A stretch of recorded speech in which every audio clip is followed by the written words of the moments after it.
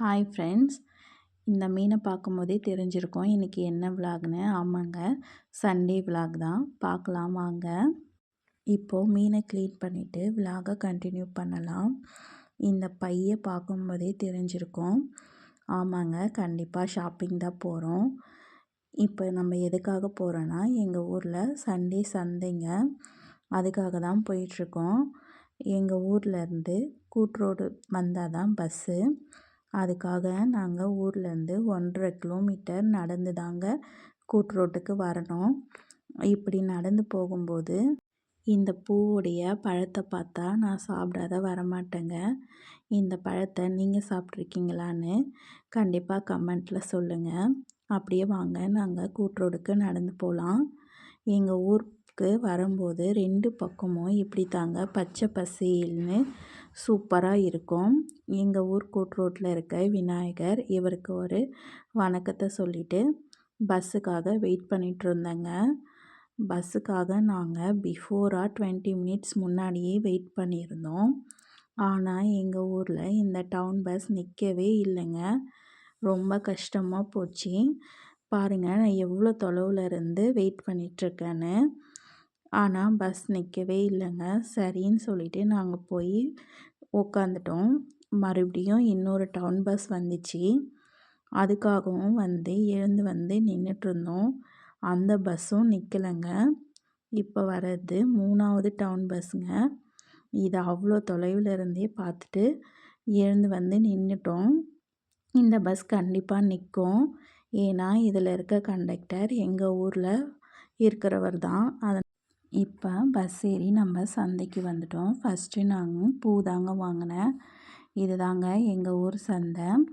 இது கொஞ்சம் நான் இயர்லியராக வந்துட்டேன், அதனால தான் இப்படி இருக்குது. இன்னும் இருட்டாக ஆக ரொம்ப ரஷ்ஷாக இருக்கும்.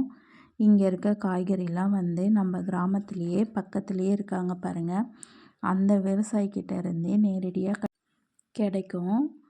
அதனால் ரொம்ப ஃப்ரெஷ்ஷாகவும் இருக்கும். ரேட்டும் சீப் அண்ட் பெஸ்ட்டாக தாங்க இருக்கும்.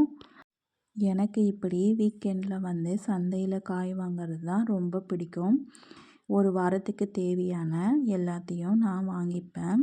ஆனால் இன்றைக்கி என்னால் நிறைய திங்ஸ் வாங்க முடியலைங்க. ஏன்னா பஸ் நான் விட்டுட்டது உங்களுக்கு ஃபஸ்ட்லேயே பார்த்துருப்பீங்க. நான் ரிட்டர்ன் பஸ்ஸு டைமுக்கு தான்.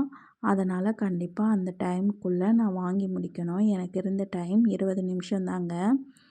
அதுலேயே நான் வாங்கிட்டேன். இப்போ மக்காச்சோளம் எப்படி பிஞ்சாக இருக்கான்னு கேட்டேன். சாப்பிட்டு பாருமான்னு எடுத்து கையிலேயே கொடுத்துட்டாரு. இன்றைக்கி நான் சந்தையை சுற்றி பார்க்கலான்னு தாங்க நினச்சேன். ஆனால் என்னுடைய டைமிங் மிஸ் ஆயிடுச்சு.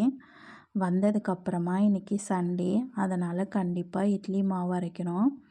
எனக்கு ரொம்ப டயர்டாக இருந்ததுனால நான் மிஷினில் கொடுத்து தானே மாவு அரைச்சிட்டேன்.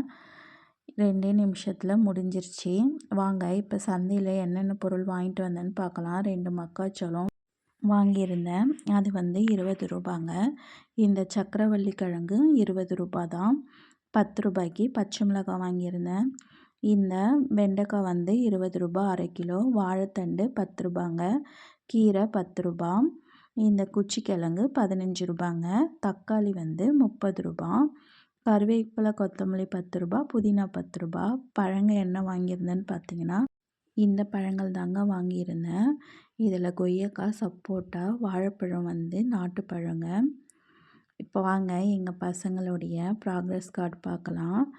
எங்கள் பசங்க இந்த மார்க்கெலாம் தான் எடுத்திருக்காங்க இந்த அகாடமிக் இயரில். இவங்க எப்படி படிக்கிறாங்கன்னு கமெண்ட்டில் சொல்லுங்கள். அப்புறம் என்னங்க, நம்ம செஞ்ச சண்டே ஸ்பெஷல் மீன் குழம்பும் மீன் ஃப்ரையும் தாங்க. எனக்கு இந்த சண்டே இப்படி தாங்க போச்சு. உங்களுக்கு இந்த வீடியோ பிடிச்சிருக்குன்னு நான் நம்புகிறேன். பிடிச்சிருந்தா என்னோடய சேனலை சப்ஸ்கிரைப் பண்ணுங்கள். தேங்க்ஸ் ஃபார் வாட்சிங்.